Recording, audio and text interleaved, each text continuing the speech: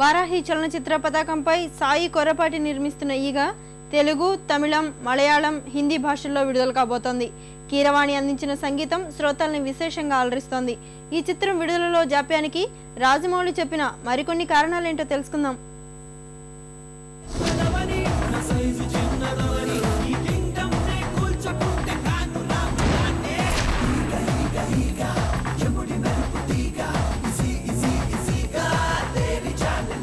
Now comes the main complicated thing, పిక్చర్లో సినిమాకి సంబంధించిన అన్ని షాట్లు వచ్చేసినాయి అంటే వచ్చేసిన 2 రోజుల్లో sound will be done because sound is related to picture. Main thing వచ్చి మన పిక్చర్ అండి. ఈగ సినిమాలో మొత్తం 2234 సీజీ షాట్లు ఉన్నాయండి. హ్యూజ్ నెంబర్ అండి అది.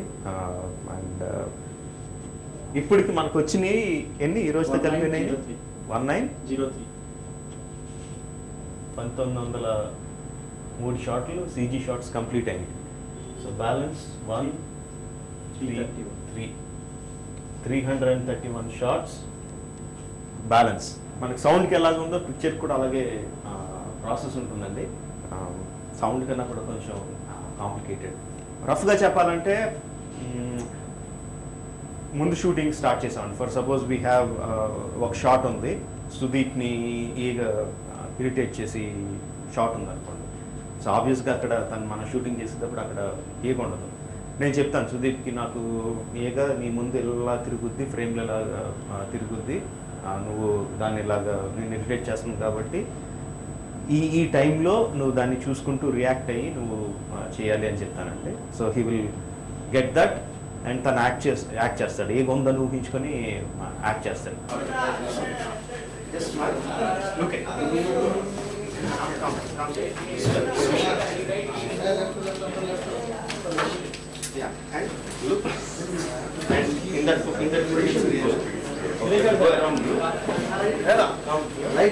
యాక్ట్ చేసేది మనం సాటిస్ఫై అయిన తర్వాత దాన్ని షూట్ చేస్తాం.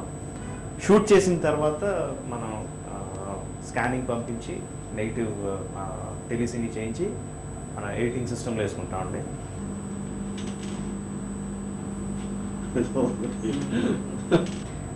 ఎడిటింగ్ సిస్టంలో వేసుకున్న తర్వాత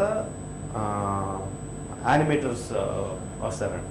దీన్ని పోస్ట్ ప్రివ్యూస్ అని పేరు పెట్టాను దీనికి. యానిమేటర్స్ వచ్చి కూర్చొని రఫ్ యానిమేషన్ చేస్తారండి. అంటే ఈసారి సుదీప్ లుక్ని బట్టి ఏగని ప్లేస్ చేస్తారు. రఫ్గా గ్రే స్కేల్లో ఉంటుందండి. ఏకతాలు డీటెయిల్స్ ఏమి ఉండవు అందులో.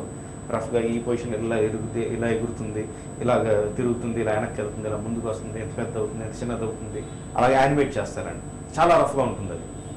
అది చూసి ఓకే మనకు కరెక్ట్గా వచ్చింది అనుకున్న తర్వాత అప్రూవ్ చేయాలండి. అప్రూవ్ చేసిన తర్వాత దాని మీద కరెక్ట్ యానిమేషన్ చేస్తారండి.